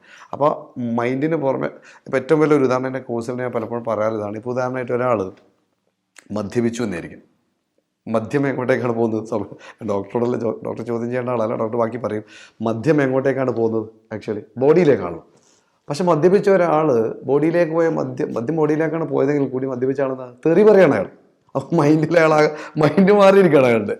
അപ്പോൾ ബോഡിയും മനസ്സിനെ എഫക്റ്റ് ചെയ്യുന്നതാണ്. അപ്പോൾ ദർ ഈസ് എവിഡൻസ്. സയൻസിൽ എവിഡൻസ് ഉണ്ട്. NLP സംബന്ധിച്ചെല്ലാം എക്സ്പീരിയൻഷ്യലാണ്. നമ്മൾ ഒരാൾ ടെസ്റ്റ് ചെയ്ത് അങ്ങനെയാണ് പോകാറ്. അപ്പോൾ ആ രീതിയിലുള്ള തെളിവുകൾ ഉണ്ട് എന്നർത്ഥം. രണ്ട് കൂട്ടർക്കും അവരുടേതായ തെളിവുകൾ വളരെ വ്യക്തമായിട്ടുണ്ടെന്നാണ്. അപ്പോൾ ന്യൂറോൺസായ ബ്രെയിനിൻ്റെ മൈന്യൂട്ട് പാർട്ടായ ന്യൂറോൺസാണ് മനസ്സിനെ നിയന്ത്രിക്കുന്നു എന്ന് പറയുന്ന ആ ലെവലിലേക്കാണ് നമ്മൾ ചർച്ച എത്തി വന്നത്. ഓക്കെ. നമ്മൾ അതിന്റെ പ്രാക്ടിക്കൽ അപ്ലിക്കേഷൻസ് വരുന്നത് സൈക്യാട്രിയിലാണ്, ഈ ഫിസിക്കലിസ്റ്റിൻ്റെ. ഓക്കെ. അപ്പം അതിൽ വരുന്ന സംഭവിച്ചാൽ സൈക്യാട്രിയും ന്യൂറോളജിയും. ക്ലിനിക്കൽ മെഡിസിനിൽ നമുക്ക് ഏറ്റവും കൂടുതൽ കാഷ്വാലിറ്റിയിലൊക്കെ നിന്ന് കഴിഞ്ഞാൽ കേസ് വരുന്നതൊക്കെ സ്ട്രോക്ക് ആയിട്ട് വരും. സ്ട്രോക്ക് വരുമ്പോൾ ഒരാളെ ചിലപ്പം ഒരു കാര്യം കൈ പോയിട്ടുണ്ടാവും, ഒരു കൈ അല്ലെങ്കിൽ പക്ഷാഘാതം അല്ല മലയാളത്തിൽ പറയുന്നത്. Okay, very good. ചിലപ്പോൾ ഒരു കൈയും ഒരു കാലും ഒരു ഭാഗം പോയിട്ടുണ്ടാവും, മുഖം ഒരു ഭാഗത്തേക്ക് പോയിട്ടുണ്ടാവും. ഇതിനൊക്കെ എവിഡന്റ് ആവുന്നത് വെച്ചാല് നമുക്ക് ഇതിങ്ങനെ വരാനുള്ള കാരണം എന്താ വെച്ചാല് മസ്തിഷ്കത്തിലുള്ള രക്തോട്ടമുണ്ട്, രക്തോട്ടം. അതില് ക്ലോട്ട് വന്നു കഴിഞ്ഞാല് ആ ഏരിയ സപ്ലൈ, ആ ബ്രെയിൻ, ഇത്ര ഏരിയ ഓഫ് ആ ഒരു ബ്രെയിൻ എന്ന് പറയുമ്പോൾ ഇങ്ങനെ ഒരു ബ്രെയിനാണ് ഇതിലേക്കാണ് രക്തോട്ടം ഉണ്ട്. അതായത് നമ്മൾ പറഞ്ഞു സ്ട്രോക്കിന്റെ ആ ഒരു ഏരിയ ക്ലോട്ടായി പോകുന്നത്. ബ്രെയിനിലാണ്. ബ്രെയിനിന്റെ പിക്ചർ ഉണ്ട്. അപ്പോൾ ഓക്കെ, വെരി ഗുഡ്. ഓക്കെ. അപ്പോൾ നമ്മൾ ഈ പറഞ്ഞ ഫ്രണ്ടലില് ഈ മോട്ടർ കോർട്ടക്സ് ഉണ്ട്. അപ്പം ഇത് ഈ ഏരിയ സപ്ലൈ ചെയ്യുന്ന മിഡിൽ സെറിബ്രൽ ആർട്ടറിയാണ് സപ്ലൈ ചെയ്യുന്നത്, ഇത്രയും ഏരിയ. അപ്പൊ ആ മിഡിൽ സെറിബ്രൽ ആർട്ടറി എന്ന് പറയുന്ന ആർട്ടറിയിൽ ക്ലോട്ട് വന്നു കഴിഞ്ഞാൽ ഇത്രയും ഏരിയന്റെ ഫങ്ഷൻ നഷ്ടപ്പെടും. കാരണം പ്രവർത്തനം നഷ്ടപ്പെടും. കാരണം ഈ രക്തത്തിലൂടെയാണ് ന്യൂറോൺസിനും ഗ്ലൂക്കോസും ഓക്സിജനും കിട്ടുന്നത്. അപ്പൊ ആ രക്തം ഓട്ടം നിന്ന് കഴിഞ്ഞാൽ ഈ ന്യൂറോൺസിന് ഗ്ലൂക്കോസും ഓക്സിജൻ ഒരു മിനിറ്റിൽ ഒരു സെക്കൻഡ് ഇല്ലാതെ ജീവിക്കാൻ കഴിയില്ല. അത് ഹൈലി ഡിപ്പെൻഡന്റ് ആയിട്ടുള്ളതാണ്. ശരീരത്തിൽ ഏറ്റവും കൂടുതൽ ഗ്ലൂക്കോസും ഓക്സിജൻ ഡിപ്പെൻഡ് ചെയ്യുന്ന ഒരു അവയവമാണ് ബ്രെയിൻ. അതിലേക്ക് രക്തോട്ടം കുറയുമ്പോൾ ആ ബ്രെയിനിന്റെ ന്യൂറോൺസിന്റെ ഫങ്ഷൻ ഇൻസ്റ്റന്റ്ലി സ്റ്റോപ്പ് ആയി പോകും. അപ്പം എന്താ സംഭവിക്കുക വെച്ചാൽ അതിന്റെ ഫങ്ഷൻ ക്യാരി ഔട്ട് ചെയ്യാൻ പറ്റില്ല. അപ്പം ആ ഭാഗം നഷ്ടപ്പെടുമ്പോൾ ഈ ഏരിയാസ് കോഡ് ചെയ്യുന്ന കുറച്ച് ഫങ്ഷൻസ് ഉണ്ട്, carry out, body carry out ചെയ്യുന്ന കുറച്ച് ഫങ്ഷൻസ് ഉണ്ട്, അത് നഷ്ടപ്പെടുകയാണ് ചെയ്യുന്നത്. വെർണിക്കസ് ഏരിയ എന്നൊരു ഏരിയ ഉണ്ട് ഇവിടെ വരുന്നത്. അതേസമയം ഞാൻ നിങ്ങൾ സംസാരിക്കുന്നത് നിങ്ങൾക്ക് മനസ്സിലാക്കി കോംപ്രഹെൻഷൻ സംഭവിക്കണമെങ്കിൽ, മനസ്സിലാവണമെങ്കിൽ ഈ വെർണിക്കസ് ഏരിയ ആണ് ഒരു ഏരിയ ആണ് റോൾ ചെയ്യുന്നത്. അത് ഡാമേജ് ആയി കഴിഞ്ഞു കഴിഞ്ഞാല് ഞാൻ പറഞ്ഞത് നിങ്ങൾക്ക് മനസ്സിലാവില്ല, എനിക്ക് സംഭവിച്ചു കഴിഞ്ഞാൽ നിങ്ങൾ പറഞ്ഞത് എനിക്ക് മനസ്സിലാവും. അപ്പൊ ഈ ബ്രോക്കാസ് ഏരിയ എന്ന് പറഞ്ഞാൽ ബ്രോക്കാസ് ഏരിയ ഇവിടെ കിടക്കുന്നുണ്ട്. അപ്പം അവിടെ ഈ ഇതേപോലെ ന്യൂറോൺസ് നശിച്ചു പോയി വിചാരിക്കുക. അപ്പൊ എന്താ വെച്ചാൽ എനിക്ക് മനസ്സിലാവും, നിങ്ങൾ പറഞ്ഞൊക്കെ മനസ്സിലാവും, പക്ഷെ എനിക്ക് സംസാരിക്കാൻ കഴിയില്ല. ഈ സ്ട്രോക്ക് സംഭവിച്ചവർക്ക് അങ്ങനെയൊക്കെ വരാറുണ്ടല്ലോ. ചില ആൾക്കാർക്ക് മോട്ടോർ ഏരിയാസ് നഷ്ടം പോകുമ്പോഴാണ് ഈ ഒരു ഭാഗം കുഴച്ചില് അല്ലെങ്കിൽ ഒരു ഭാഗം കാല് കുഴച്ചില് കാര്യങ്ങളൊക്കെ ഉണ്ടാവുന്നത്. അപ്പം രക്തത്തിന്റെ ഓട്ടം വളരെ, രക്തത്തിലോട്ടത്തിലുള്ള ഗ്ലൂക്കോസ് ഓക്സിജൻ ഈ ന്യൂറോൺസിന് ഭയങ്കര ഫങ്ഷനാണ്. ഈ ന്യൂറോൺസ് നശിച്ചു കഴിഞ്ഞാൽ ശരീരത്തിന്റെ ഫങ്ഷനും പോകും. അതേപോലെ തന്നെ ചില ആൾക്കാർ ഫ്രണ്ടൽ ലോബിലേക്ക് എത്തിക്കഴിഞ്ഞാൽ, ഫ്രണ്ടൽ ലോബ് ഫ്രണ്ടിലത്തെ ഭാഗം, ഈ ഫ്രണ്ട് ഓക്കെ ഈ ഏരിയ ഓക്കെ വെരി ഗുഡ്. അത് നമ്മുടെ നെറ്റിയുടെ ഈ ഭാഗത്ത് ഫ്രണ്ട് ഏരിയയിൽ ഫ്രണ്ട് ലോബ് ഓക്കെ അതൊക്കെ അതിലൂടെ സപ്ലൈ ചെയ്യുന്നത് ആന്റിരിയർ സെറിബ്രൽ ആർട്ടറിയാണ്, ഫ്രണ്ടിലേക്ക് പോകുന്ന ആർട്ടറി അത്ര ഉദ്ദേശിക്കുന്നത്. ഓക്കെ അത് ബ്ലോക്ക് ചെയ്ത് കഴിഞ്ഞാൽ ആൾക്കാരുടെ സ്വഭാവം മാറും, ആന്റി സോഷ്യൽ ബിഹേവിയർ ഒക്കെ വരാൻ തുടങ്ങും. അതേപോലെ കറക്റ്റ് ഒന്നും മറ്റേതാണെന്നൊന്നും മനസ്സിലാവില്ല, ലാംഗ്വേജ് മനസ്സിലാവും. ആന്റി സോഷ്യൽ ബിഹേവിയർ വരും, അതായത് സാമൂഹിക വിരുദ്ധ പ്രവർത്തനം പോലും വരും അവിടെ ഡാമേജ് ആയി കഴിഞ്ഞാൽ. ഇത് രക്തോട്ടം തന്നെ ബ്ലോക്ക് ആവണമെന്നില്ല, രക്തോട്ടം തന്നെ ബ്ലോക്ക് ആവണമെന്നില്ല. ചിലപ്പോൾ ഡിമെൻഷ്യ ആയിരിക്കാം, ചിലപ്പോൾ എന്തെങ്കിലും പിക്സ് ഡിസീസ് എന്ന് പറഞ്ഞ വൈറസ് പറഞ്ഞിട്ട് അഫക്ട് ചെയ്തിട്ട് അവിടെ നശിച്ചു പോകുന്നതായിരിക്കാം. അല്ലെങ്കിൽ ചിലപ്പോൾ ട്രോമാറ്റിക് ഇഞ്ചുറി ആയിരിക്കാം, ആക്സിഡന്റ് വന്നിട്ട് ഉള്ളിലേക്ക് അടിച്ച് ഉള്ളിലേക്ക് കൺകഷൻ വന്ന് ഈ പറയുന്ന ബ്രെയിനിലേക്ക് ഡാമേജ് ആവുകയും അതിന്റെ ഫങ്ഷൻ നശിക്കുകയും അങ്ങനെ വരുന്ന ലീഷൻസ്, ഫ്രണ്ടൽ ലോബ് ലീഷൻസ് വരുമ്പോൾ ഉണ്ടാവുന്ന ബിഹേവിയേഴ്സ് ആണ് ആന്റി സോഷ്യൽ ബിഹേവിയർ. പിന്നെ പ്ലാനിങ്, പ്രോപ്പറായിട്ട് കാര്യങ്ങൾ പ്ലാൻ ചെയ്യാൻ അങ്ങനത്തെ ഇഷ്യൂസ് വരുന്നത്. അപ്പം അത് തെളിയിക്കുന്ന വെച്ചാൽ ഫിസിക്കൽ കോസ് ഫിസിക്കലായിട്ട് അതാണ് ഫിസിക്കൽ. അവിടത്തേക്കാണ് ഡോക്ടർ വരുന്നത്. ഫിസിക്കൽ വരുന്ന ഡാമേജ് മൈൻഡിനെ സ്വാധീനിക്കുന്നു. Okay very good. ഇതാണ് ക്ലിനിക്കൽ ന്യൂറോളജിയിലും അതേപോലെ സൈക്യാട്രിയിലും ഫോളോ ചെയ്യുന്ന ഫിലോസഫി. പിന്നെ ഉള്ളതാണ് ഐഡിയലിസ്റ്റിക് ഫിലോസഫി. ഐഡിയലിസ്റ്റിക് ഫിലോസഫി അതായത് കുറച്ചുകൂടി ബ്രോഡാണ്. അതിൽ ക്വാണ്ടം മെക്കാനിക്സ് വരുന്നുണ്ട്, ക്വാണ്ടം ഫിസിക്സ് വരുന്നുണ്ട്. ക്വാണ്ടം ഫിസിക്സും ന്യൂറോളജിയും ഇന്റഗ്രേറ്റ് ചെയ്തിട്ടുള്ള ശാസ്ത്രശാഖ തന്നെയുണ്ട്. അപ്പം അതിലെ ഒരു പ്രാക്ടിക്കൽ ആപ്ലിക്കേഷൻ ആണ് ന്യൂറോപ്ലാസ്റ്റിസിറ്റി. Very good. ന്യൂറോപ്ലാസ്റ്റിസിറ്റി എന്ന് പറയുമ്പോൾ ഐഡിയലിസം എന്ന് പറഞ്ഞത് വളരെ സിമ്പിൾ ആണ്. വെച്ചാൽ മനസ്സ് വേറെ തന്നെയാണ്, മസ്തിഷ്കം വേറെ തന്നെയാണ്, രണ്ടായിട്ട് തന്നെയാണ്. പിന്നെ ഞാൻ ഈ സയന്റിഫിക് ടെർമിനോളജീസ് ഞാൻ ഈ ഫീൽഡിലായതുകൊണ്ട് എനിക്ക് ഇങ്ങനെ പറയാനായിട്ടുണ്ട്. എനിക്ക് ഈ പൊതുജനത്തിലേക്ക് ഇറങ്ങാൻ അത്ര സിമ്പിളായിട്ട് എനിക്ക് പറയാൻ കഴിയില്ല, എനിക്ക് അതിൻ്റെതായ പരിമിതികളുണ്ട്. സ്വാഭാവികമായിട്ടും ടെർമിനോ അങ്ങനത്തെ വേർഡ്സുകളാണ് ഇതിനകത്തുള്ളത്. വലിയ വലിയ സൈക്കോ, ന്യൂറോ, ഇമ്മ്യൂണോളജി എന്നൊക്കെ കേൾക്കുമ്പോൾ വലിയ വേർഡുകളാണ് അല്ലേ. സാർ ഓഡിയൻസിന് ഞാൻ പറയുന്നത് കുറച്ചുകൂടി സാറ് സിമ്പിൾ ആക്കിയിട്ട് സാർ ഓഡിയൻസിലേക്ക് എത്തിക്കുക എന്നുള്ളതാണ്. അതെ, ഞാൻ ഇടയ്ക്ക് ഇടപെടാൻ നടത്താം. എനിക്ക് ഞാൻ ഇടയ്ക്ക് ഇടപെടും തീർച്ചയായിട്ടും. Very happy for that. Okay, thank you very much. Okay, we can carry on. Okay, നമ്മൾ പറഞ്ഞു വന്നിരുന്നത് ഐഡിയലിസം ആയിരുന്നു. തീർച്ചയായിട്ടും ഐഡിയലിസം എന്ന് പറഞ്ഞാൽ മനസ്സാണ്, മനസ്സെന്ന് സോഫ്റ്റ്വെയർ ആണ്, ബ്രെയിൻ എന്ന ഹാർഡ്വെയറിനെ കൺട്രോൾ ചെയ്യുന്നത്. സിമ്പിൾ ആയിട്ട് അങ്ങനെ പറയാം. അപ്പം മനസ്സ് മെറ്റീരിയൽ തന്നെയാണ്, ഇറ്റ് ഈസ് അഭൗതികമായ ഒരു സാധനമാണ് മനസ്സ്. ശരീരം ഭൗതികമാണ്, പക്ഷെ മനസ്സാണ് ശരീരത്തെ നിയന്ത്രിക്കുന്നത്. അപ്പം അതിൽ നമുക്കൊരു പ്രാക്ടിക്കൽ അപ്ലിക്കേഷൻസ് വരുന്നത് ന്യൂറോപ്ലാസ്റ്റിസിറ്റി എന്ന് പറഞ്ഞൊരു ഫിനോമിനലാണ്. അപ്പം ന്യൂറോപ്ലാസ്റ്റിസിറ്റി എന്ന് പറയുമ്പോൾ നമ്മുടെ ന്യൂറോൺസിന് വേറൊരു പ്രത്യേകത ആണ്. അതെന്ന് വെച്ചാൽ നമ്മൾ കൂടുതലായിട്ട് ഒരു കാര്യം ട്രെയിൻ ചെയ്യുന്നതോറും സാർ ശ്രദ്ധിച്ചിട്ടുണ്ടാവും, ഡ്രൈവിംഗ് ഒക്കെ പറയുമ്പോൾ ഇനീഷ്യൽ തുടക്കത്തിൽ വളരെ ഡിഫിക്കൽട്ടാണ് ഡ്രൈവിംഗ്. ഞാൻ എക്സാമ്പിൾ ആയിട്ട് പറയാറുണ്ടല്ലോ ക്ലാസ്സിൽ. ഡ്രൈവിംഗ് ആദ്യം തുടങ്ങുമ്പോൾ വളരെ ബുദ്ധിമുട്ടായിരിക്കും. ഇങ്ങോട്ട് തിരിക്കണം എന്നുള്ള സാർ പറയുന്ന ക്ലാസ്. അതെ, തൊട്ടടുത്തുള്ള ചിലപ്പോൾ വൈഫൊക്കെ സംസാരിക്കും, വൈഫിനോടൊക്കെ ചൂടായി പോകും. ഉദാഹരണമായിട്ട് പറയാറുണ്ട്. Very good.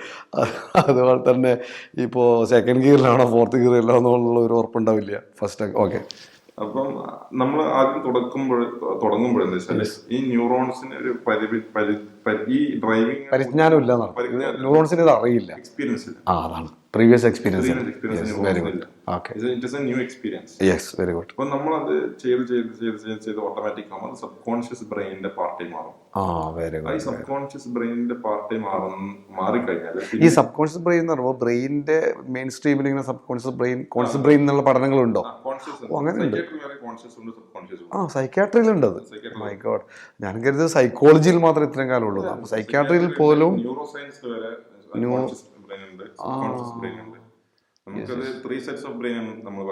അതിലേക്ക് നമ്മൾ പിന്നീട് വരും. നമുക്ക് പിന്നീട് സംസാരിക്കേണ്ട വിഷയമാണല്ലോ അതല്ല, ബ്രെയിനെ പറ്റി പിന്നെ സംസാരിക്കാം. അപ്പൊ അങ്ങനെ ഉണ്ട്, ആ കൺസെപ്റ്റ് ഉണ്ട്, ആ സംഗതി, ആ യാഥാർത്ഥ്യം, അതൊരു റിയാലിറ്റി ആയിട്ട് തന്നെ സയന്റിഫിക്കലി പ്രൂവ് എന്ന് പറയാൻ പറ്റും. എങ്ങനെയാണ് അവരെ പഠനം നടത്തിയിട്ടുണ്ട് ബ്രെയിൻ്റെ കാര്യത്തിൽ? ബ്രെയിൻ്റെ കാര്യം എന്ന് പറയുന്നത് മനുഷ്യരിൽ നല്ല മൃഗങ്ങളിലും എല്ലാ ജീവജാലങ്ങളിലും ഈ conscious brain sub conscious brain ഉണ്ട്. ആ രീതിയിൽ പഠനങ്ങൾ നടത്തിയിട്ടുണ്ട്, study. Okay, very good. Very good. Okay, sub conscious brain ഇല്ലാതെ ഒരു മനുഷ്യന് ഭൂമിയിൽ ജീവിക്കുന്നില്ല.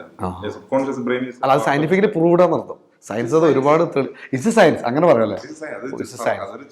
ചോദ്യം തന്നെ ഇല്ല, ചോദ്യത്തിന് പ്രസക്തി ഇല്ല, സയന്റിഫിക്കലി പ്രൂവ്ഡ് ആണ്. Very good. Okay, very good. Okay, അപ്പോൾ പറഞ്ഞു തന്നായിരുന്നു. നമുക്ക് നമ്മളത് കുറെ വട്ടം ട്രെയിൻ ചെയ്യുമ്പോൾ it becomes a part of our life. Subconscious part of our brain also. Subconscious part of brain. Okay. ഇത് ആകുന്ന പ്രോസസ്സിന്റെ ആയി പോകുന്ന പ്രോസസ്സിന്റെ ന്യൂറോ സയൻസിൽ പറയുന്ന പേരാണ് ന്യൂറോ പ്ലാസ്റ്റിസിറ്റി. That's it. ഈ പ്രോസസ്സിന് പറയുന്ന പേര് ന്യൂറോ പ്ലാസ്റ്റിസിറ്റി. ന്യൂറോ പ്ലാസ്റ്റിസിറ്റി കുറെ കാര്യങ്ങൾ നടക്കുന്നുണ്ട്. ഓക്കെ. നമ്മൾ കുറെ കാലം നമ്മൾ ടീച്ചിങ് എന്ന് പറയുന്നത് നമ്മൾ എന്നും ചെയ്യാൻ തുടങ്ങി കഴിഞ്ഞാല് പിന്നെ നമുക്ക് ഫസ്റ്റ് ക്ലാസ് എടുക്കാൻ പോകുന്നത് ഫസ്റ്റ് ഈ ഇന്റർവ്യൂ വരുന്ന പോലത്തെ ഇതിന്റെ ഫസ്റ്റ് ഇന്റർവ്യൂ ആണ്. Okay, very good. ഈ പറയുന്ന ബുദ്ധിമുട്ട് എനിക്ക് ചിലപ്പോൾ കുറെ കഴിയുമ്പോണ്ടല്ലോ, സ്വാഭാവികമാണ്, ഉണ്ടായിക്കൊന്നുമില്ല. തീർച്ചയായിട്ടും. കാരണം ന്യൂറോൺസ് ട്രെയിനിങ് കിട്ടും, എക്സ്പീരിയൻസ് ആയി മാറും. തീർച്ചയായിട്ടും. അതേപോലെ തന്നെ ഡ്രൈവിംഗ് ചെയ്യുമെന്ന് പറയുമ്പോൾ ഡ്രൈവിംഗ് കുറെ കാലം കൊടുക്കുമ്പോൾ പിന്നെ നമ്മൾ ചിന്തിക്കാറും പോലില്ല.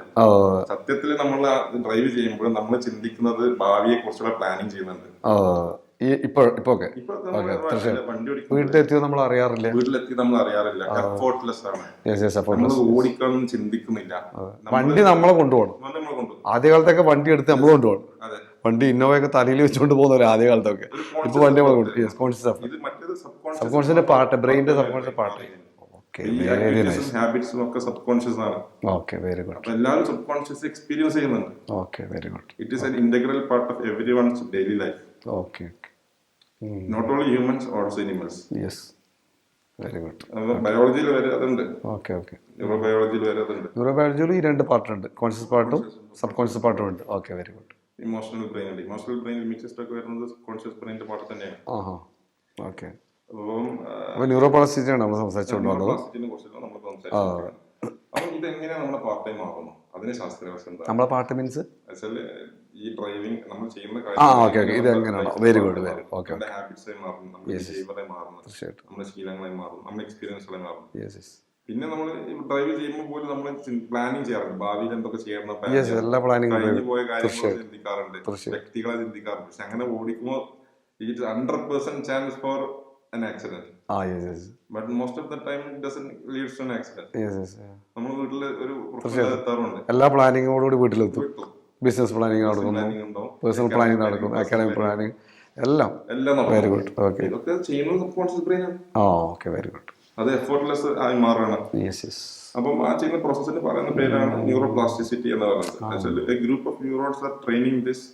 അതിങ്ങനെ പഠിച്ചെടുത്ത് അത് അപ്പൊ ഫിസിയോളജിക്കലി പറയുമ്പോൾ ഈ ഗ്രൂപ്പ് ഓഫ് ന്യൂറോൺസ് ഈ ഡ്രൈവ് ചെയ്യുന്ന സമയത്ത് അവിടെ വർക്ക് ചെയ്യുന്നുണ്ട് അല്ലേ?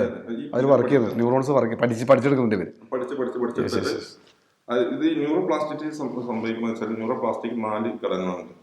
ഒന്നാമത്തെ ഘടകം എന്ന് പറയുന്നത് ന്യൂറോജെനസിസ് എന്ന് വെച്ചാൽ നമ്മുടെ ന്യൂറോൺസിനെ ഉൽപ്പാദിപ്പിച്ചുണ്ടാക്കുക, പുതിയതുണ്ടാക്കുക. സ്റ്റെം സെൽസ് എന്ന് പറഞ്ഞ സെൽസ്, അതാണ് അവരുടെ ഡ്യൂട്ടി. പ്രധാനമായിട്ടും ന്യൂറോജെനസിസ് എന്ന് പറയുമ്പോൾ നമ്മുടെ ബ്രെയിനിൽ സുപ്രാവെൻട്രിക്കുലർ സോൺ എന്ന് പറഞ്ഞ ഏരിയ ഉണ്ട്, പിന്നെ ഒരു ഡെൻഡേറ്റ് ന്യൂക്ലിയസ് ഉണ്ട്, പിന്നെ അതേപോലെ തന്നെ ഹിപ്പോകാമ്പസ് ഉണ്ട്. അപ്പം ഈ ഏരിയസിലൊക്കെ ഏറ്റവും കൂടുതൽ ന്യൂറോജെനസിസ് നടക്കുന്നുണ്ടെന്നുള്ള ശാസ്ത്രീയമായിട്ടുള്ള നമുക്ക് ജേർണൽസിൽ പഠനം കഴിഞ്ഞതാണ്. അപ്പൊ ഇതിലൊക്കെ ഏതൊരു സ്റ്റെം സെൽ പറഞ്ഞ സെല്ല്, സ്റ്റെം സെൽ വെച്ചാൽ ആ കോശത്തിന്റെ പ്രത്യേകത വെച്ചാൽ അതിന് ഏത് കോശമായി മാറാം, എൻവയോൺമെന്റ് അനുസരിച്ചിട്ട് ഏത് കോശമായിട്ട് മാറാം. ഇപ്പം ബ്രെയിനിൽ കിടക്കുന്ന ഏത് കോശം മീൻസ് ഈവൻ ന്യൂറോ സെല്ലായി മാറാം, ഏത് anything basically stem cell biology it can turn to any cells. Okay. നമ്മൾ ന്യൂറോ സയൻസിൽ വരുമ്പോൾ ഈ സുപ്രാവെൻട്രിക്കുലർ സോൺസിൽ കിടക്കുന്ന ഈ cell it becomes neurons. Okay. അപ്പം നമ്മൾ പുതിയത് പഠിക്കണമെങ്കിൽ പുതിയ ഇൻഫർമേഷൻ ഈ ന്യൂറോൺസ് പോരാ, ഇനി പുതിയ ന്യൂറോൺസ് വേണം എന്ന് ബ്രെയിൻ മനസ്സിലാക്കുമ്പോൾ bring this stem cells to that area, progenitor cells അങ്ങോട്ട് വന്നിട്ട് അവരവിടെ ഡിഫറൻഷിയേറ്റ് പുതിയ ന്യൂറോൺസ് ആയിട്ട്. അപ്പം ബാക്കിയുള്ള ന്യൂറോൺസിനെ കൂടി ആഡ് ചെയ്യണം ഇത് പഠിച്ചെടുക്കാൻ വേണ്ടി. ഇതൊരു ന്യൂറോജെനസിസ് പ്രോസസ്സാണ്. അത് ഉണ്ടാക്കി പുതിയ ന്യൂറോൺസ് ഉണ്ടാക്കിയിട്ട് അങ്ങോട്ട് കൊടുക്കും. ഇതൊരു ഗുരുകുല വിദ്യാഭ്യാസം പോലെയാണ് കേൾക്കുമ്പോൾ തോന്നുന്നത് അല്ലെ? ഗുരുകുല വിദ്യാഭ്യാസമൊക്കെ പഴയതൊക്കെ പറഞ്ഞതുപോലെ ഭയങ്കര ലേണിംഗ്, ഒരു സ്കൂളും കാര്യങ്ങളൊക്കെ ഉണ്ട് അവിടെ, കോളേജൊക്കെ ഉണ്ടായിട്ട്. Okay, very good. സെക്കൻഡ് പ്രതിഭാസ കോമ്പൗണ്ടാണ് ന്യൂറോ പ്ലാസ്റ്റിസിറ്റി. ഇപ്പൊ നമ്മൾ ന്യൂറോൺസ് ഒന്ന് മനസ്സിലാക്കുമ്പോൾ ന്യൂറോൺസ് ബ്രെയിൻ എന്ന് പറഞ്ഞു വെച്ചാൽ കുറെ ന്യൂറോൺസ് തട്ടിമുട്ടി പരസ്പര ഇന്റർ കണക്ട് ആയിട്ട് കിടക്കുന്ന ഒരു വലിയൊരു യൂണിവേഴ്സിറ്റിയാണ്. അപ്പം ഈ ന്യൂറോൺസിന് ഈ ന്യൂറോൺസിലേക്ക് ഇലക്ട്രിക്കൽ സിഗ്നൽസ് പോകുന്നു. ചിലത് കെമിക്കൽ സിഗ്നൽസ് ആയിരിക്കും, ചിലത് ഇപ്പൊ നമുക്ക് ഏറ്റവും റീസെന്റ് അഡ്വാൻസ്ഡ് ആയിട്ട് ഐഡിയലിസ്റ്റ് ഫിലോസഫിയിൽ വന്നതാണ് ക്വാണ്ടം ബ്രെയിൻ എന്ന് പറഞ്ഞ സംഭവമാണ്. Quantum brain, very good. Okay. നമ്മളെ ക്ലിനിക്കൽ ന്യൂറോളജിയിലൊക്കെ ഫിസിക്കലിസ്റ്റിലൊക്കെ ഞാൻ മെഡിക്കൽ സ്കൂളിലൊക്കെ പഠിച്ചു വന്നത് വെച്ചാൽ ന്യൂറോൺസ് ഈ ന്യൂറോണിന് പോയി കഴിഞ്ഞാൽ ഈ ന്യൂറോണെ കത്തുള്ളൂ, ഈ ന്യൂറോണ് പോയി വൺ വേ ഒന്നും. ക്വാണ്ടം മെക്കാനിക്സ് എന്ന് വെച്ചാൽ ഒരു സംഭവത്തിന് ഒരു അറ്റ് എ ടൈമിൽ വേറെ സ്ഥലത്തും കൂടി കത്തിക്കാൻ കഴിയും. ഇവിടെ ന്യൂറോൺ പോകുമ്പോൾ ഇവിടെയും കത്തും. ക്വാണ്ടം എൻടാങ്കിൾമെന്റ് എന്നാണ് നമ്മൾ പറയുന്നത്. ഇതിലത്തെ മോളിക്യൂൾസ് ബുദ്ധിമുട്ടാവുന്നു. ഇല്ല, തീർച്ചയായിട്ടും വളരെ വളരെ ഇൻഫോർമേറ്റീവ് ആണ്, ലേറ്റസ്റ്റ് ആണ്. ക്വാണ്ടം ഫിസിക്സ് എന്ന് പറഞ്ഞാൽ നമുക്കറിയാം വളരെ ലേറ്റസ്റ്റ് സയൻസ് ആണ് ക്വാണ്ടം ഫിസിക്സ്. അപ്പോൾ ക്വാണ്ടം ഫിസിക്സിനെ കുറിച്ചൊക്കെ നമ്മുടെ ലൈഫായിട്ട് എങ്ങനെ അത് കണക്ട് ചെയ്ത് കിടക്കുന്നു, ബന്ധപ്പെട്ട് കിടക്കുന്നതൊക്കെ പഠിക്കാനുള്ള ഒരു അവസരം കിട്ടുക എന്ന് പറഞ്ഞാൽ I feel it's A great Fortune for me and for you also. So you can happily continue. നമ്മൾ പറഞ്ഞു ക്വാണ്ടം ബ്രെയിൻ എന്നാണ്.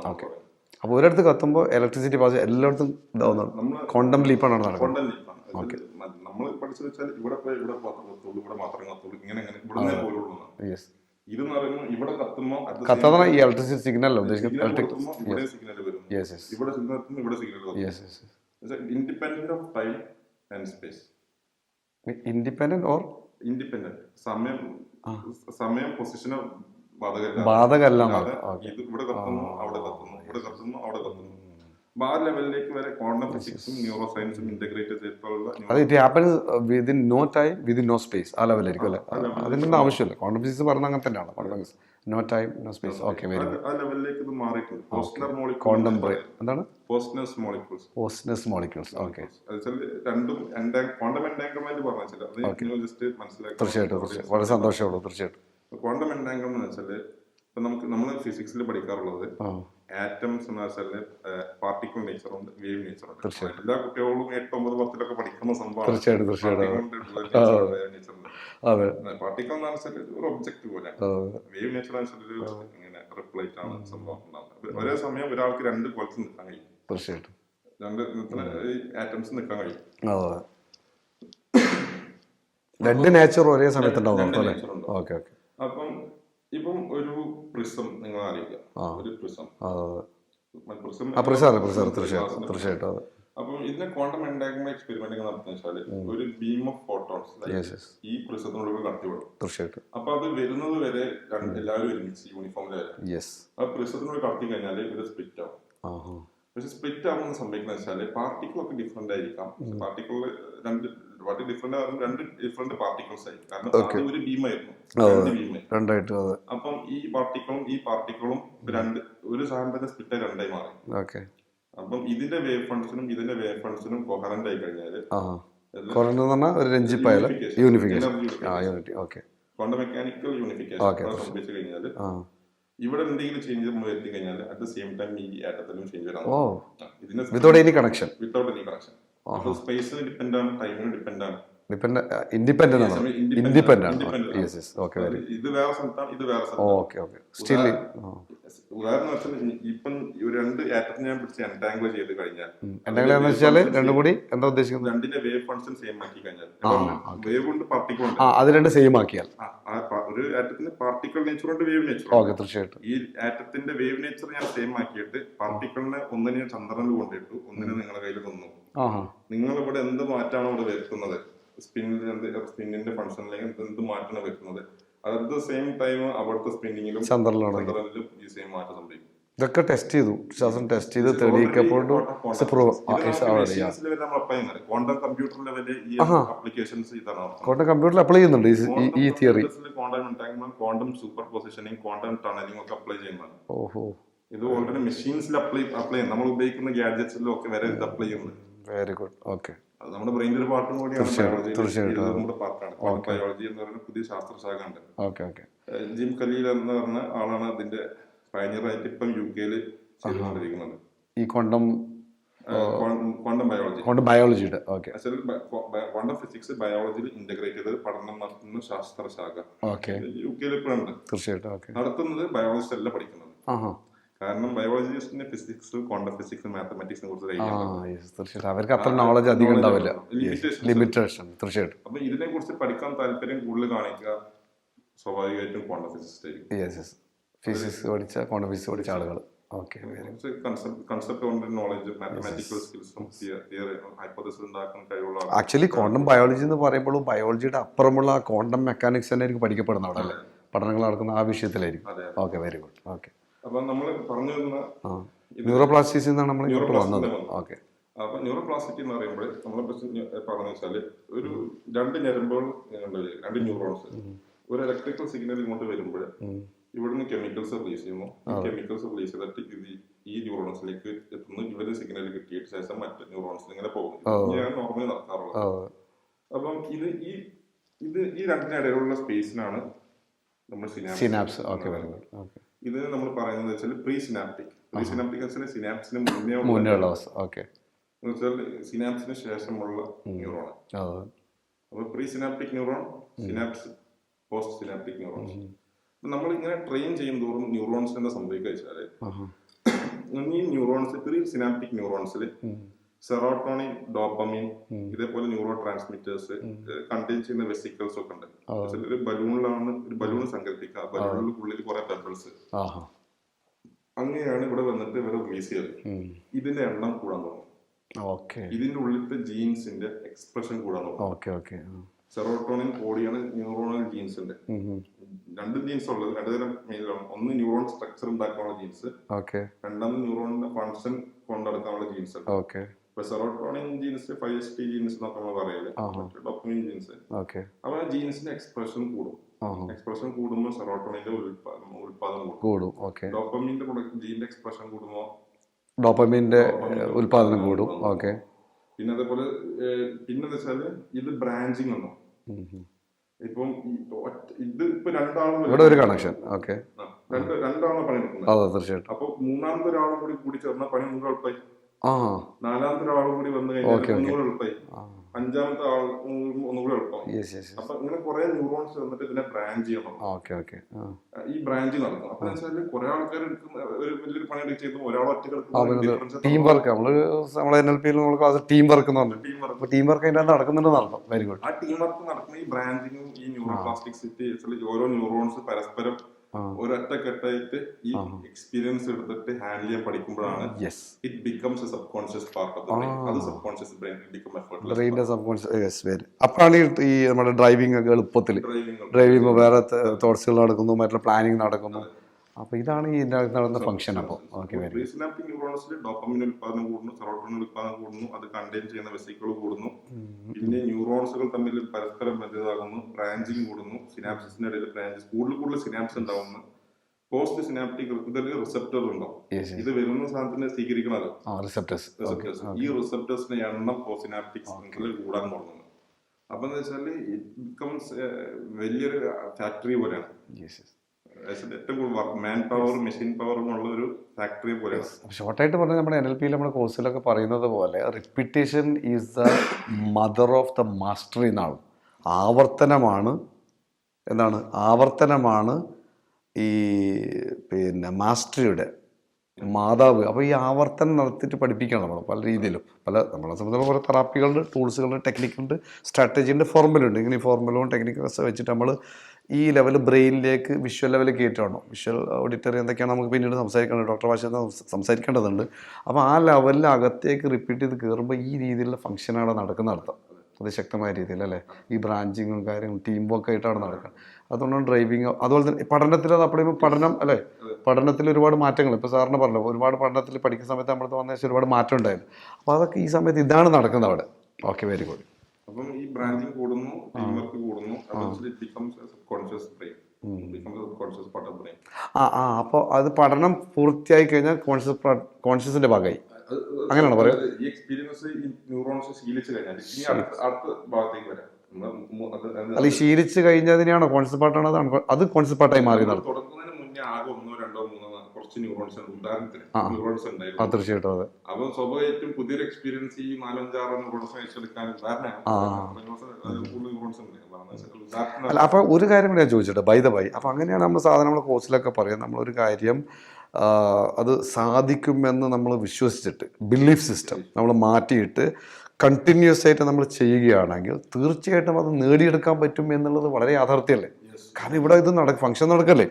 നിങ്ങൾ ഞാൻ പറയുന്ന ശ്രദ്ധിച്ചോന്നറിയില്ല, ഓഡിയൻസിന് വേണ്ടി ഒന്നുകൂടി ഞാൻ പറയുകയാണ്. ഇപ്പോൾ ഡോക്ടർ പറഞ്ഞ പ്രകാരം എന്താണ് നടക്കുന്നത്, നമ്മളെ കോഴ്സിൽ NLP കോഴ്സിലായിട്ട് മറ്റേത് ഇത്തരത്തിലുള്ള കോഴ്സിലൊക്കെ നമ്മൾ പറയുന്നത്, പ്രൊസീസ് സക്സസ് ആയിട്ടുള്ള കോഴ്സിൽ നമ്മൾ പറയുന്ന പോയിന്റ് ഇതാണ്, ബിലീഫ് സിസ്റ്റം. നമുക്ക് I can do it, I can എന്നുള്ള ബിലീഫിൽ എത്തുകയും ശേഷം നമ്മളത് കണ്ടിന്യൂസ് ആയിട്ട് ആ പ്രോസസ്സ് ചെയ്യുകയാണ്. അപ്പോൾ ചെയ്യുമ്പോൾ ഡോക്ടർ എന്താ പറഞ്ഞത്, ഈ പറഞ്ഞതുപോലെ ടീം വർക്ക്, ആ ബ്രാഞ്ചിങ്, ഓരോ ബ്രാഞ്ചിങ് വരുന്നു, ന്യൂറോൺസ് കൂടുന്നു, അതുപോലെ തന്നെ ഡോപ്പമൈൻ്റെയും അതുപോലെ തന്നെ പിന്നെ വേറെ ഏത് ഹോർമോൺ പേര് പറഞ്ഞ സെറട്ടോണിൻ അല്ലേ, സെറട്ടോണിൻ്റെ ഒക്കെ എക്സ്പ്രഷൻ കൂടുമ്പോൾ ഒരു വലിയ യൂണിവേഴ്സിറ്റി അവിടെ, ഒരു മിനി യൂണിവേഴ്സിറ്റി അവിടെ ക്രിയേറ്റ് ചെയ്യപ്പെടുകയാണല്ലേ. അപ്പോൾ സ്വാഭാവികമായിട്ടും ആ ഒരു സംഗതി അച്ചീവ് ചെയ്യാൻ സാധിക്കുകയാണ് നമുക്ക്. എന്താണ് നമ്മൾ ഉദ്ദേശിച്ച ആ ലക്ഷ്യം. പക്ഷെ ആദ്യം ആ ബിലീഫ് സിസ്റ്റം മാറിയിട്ട് ട്രെയിൻ ചെയ്ത് ചെയ്യുമ്പോൾ മനസ്സിലാക്കുക, നമ്മൾ ട്രെയിൻ ചെയ്യുമ്പോൾ നമ്മൾ ഏതെങ്കിലും കൂടി ട്രെയിൻ ചെയ്യണം, നമ്മുടെ ബ്രെയിനിന് ട്രെയിൻ ചെയ്യണം. ആക്ച്വലി ബ്രെയിനിന് ട്രെയിൻ ചെയ്യാന്ന് പറയുമ്പോൾ ആരെ ട്രെയിൻ ചെയ്യുന്നത്, ബ്രെയിനിലെ കോശങ്ങൾ എന്ന് പറയുമ്പോൾ ആഴത്തിലെ ന്യൂറോൺസുകളാണ് ആക്ച്വലി നമ്മൾ എന്ത് ചെയ്യുന്നത്, ട്രെയിൻ ചെയ്യുന്നത്. അപ്പോൾ ആ ന്യൂറോൺസിൽ ട്രെയിൻ ചെയ്യുമ്പോൾ കോൺഷ്യസ് പാർട്ടുണ്ട്, അൺകോൺഷ്യസ് പാർട്ടുണ്ട്. അപ്പോൾ അൺകോൺഷ്യസ് പാർട്ട് കോൺഷ്യസ് പാർട്ടായി വന്നിട്ട് പുതിയ പഠനങ്ങളും ലേണിങ്ങും കാര്യങ്ങളും വരികയാണ്. അപ്പോൾ ഏത് സ്കില്ലും പഠനത്തിലൂടെ നമുക്ക് മാറ്റി പുതിയ സ്കില്ലിലേക്ക് വന്ന് ഹയർ ലെവലിലേക്ക്, ജീവിത വിജയങ്ങളിലേക്ക് പോകാൻ പറ്റുമെന്നുള്ളത് ആധുനിക സയൻസിൻ്റെ മെയിൻ സ്ട്രീം സയൻസ് പോലും പഠനം നടത്തി വിധേയമാക്കി രംഗത്ത് കൊണ്ടുവന്നതിൻ്റെ ഒന്നാം തരം തെളിവാണ് നിങ്ങൾ കേട്ടുകൊണ്ടിരിക്കുന്നത് എന്നർത്ഥം. കറക്റ്റ്. Okay doctor continue. ഞാൻ ഇടയ്ക്ക് ഇങ്ങനെ വ്യക്തത വെച്ച് ഒന്നുകൂടി, കാരണം ടെർമിനോളജി, കാരണം അപ്പോൾ ഓരോ ഘട്ടത്തിലും കുറച്ചും കൂടി വ്യക്തത വരാൻ വേണ്ടിയിട്ടാണ് ഞാൻ ഓഡിയൻസിനോട് സംസാരിക്കുന്നത്. കാരണം സ്വാഭാവികമായിട്ടും നമുക്കറിയാം സയൻസാണ്, ഡീപ്പ് സ്റ്റഡിയാണ്, ചെറിയ പെരിഫറല്ല, നേരത്തെ പറഞ്ഞ 3 വിഭാഗം പറഞ്ഞല്ലോ, അതുപോലെ ഡീപ്പ് ലെവലിലുള്ള പഠനമാണ്, മൈൻഡ് ആൻഡ് ബോഡി കണക്ഷനാണ്, അതിൽ തന്നെ ഒരുപാട് വിഭാഗങ്ങളും ഉപവിഭാഗങ്ങളും, അങ്ങനെ ഡീപ്പറാണ്. സ്വാഭാവികമായിട്ടും ഒരുപാട് ടെർമിനോളജി അതിലുണ്ട്, നമുക്കൊന്നും ചെയ്യാൻ പറ്റില്ല. സയൻസിൻ്റെ ഭാഷ അങ്ങനെയാണ്, സയൻസിൻ്റെ ഭാഷയെ നമുക്കൊന്നും നിഷേധിക്കാൻ പറ്റില്ല, അത് അങ്ങനെ തന്നെയാണ് പഠിക്കേണ്ടത്. പക്ഷേ കുറച്ചും കൂടി സാധാരണക്കാരെ കൂടി ഉദ്ദേശിക്കുന്നതുകൊണ്ടാണ് ഞാൻ ഇടയ്ക്ക് ഇടപെടുന്നത്. തീർച്ചയായിട്ടും ഡോക്ടർ സമ്മതം കൂടി അതിൻ്റെ അകത്തുണ്ട്, ഇടയ്ക്കിടയ്ക്ക് ഇങ്ങനെ ഇടപെടാണ്. ഇനി ഡോക്ടർ കാര്യം ചെയ്യും. അതെ, തീർച്ചയായിട്ടും. അതെ, നമ്മൾ ബൈദവേ ചോദിക്കട്ടെ, എൻറ്റാങ്കിൾമെൻറ്റ് നമ്മൾ പൂർത്തീകരിച്ചു? എനിക്ക് തീരുണ്ട്, എന്നെ എന്തെങ്കിലും ഭാഗം ഷോർട്ടായിട്ട് പറയാനുണ്ടോ? എനിക്കറിയില്ല, ഞാൻ അല്ല അത് പിന്നെ അല്ലെങ്കിൽ നമുക്ക് അടുത്ത എപ്പിസോഡിലേക്ക് മാറ്റാം, അങ്ങനെ മാറ്റാം. നമ്മളൊരു ഇൻഫോർമലാണ് ഇത്, നമ്മൾ ഫോർമലായിട്ടുള്ള ഡിസ്കഷൻ അല്ല. അടുത്തതിലേക്ക് മാറ്റിയാൽ മതിയെങ്കിൽ ഡോക്ടർ ഇഷ്ടമാണ്, അടുത്തേക്ക് മാറ്റാം. അപ്പോൾ ഓക്കെ.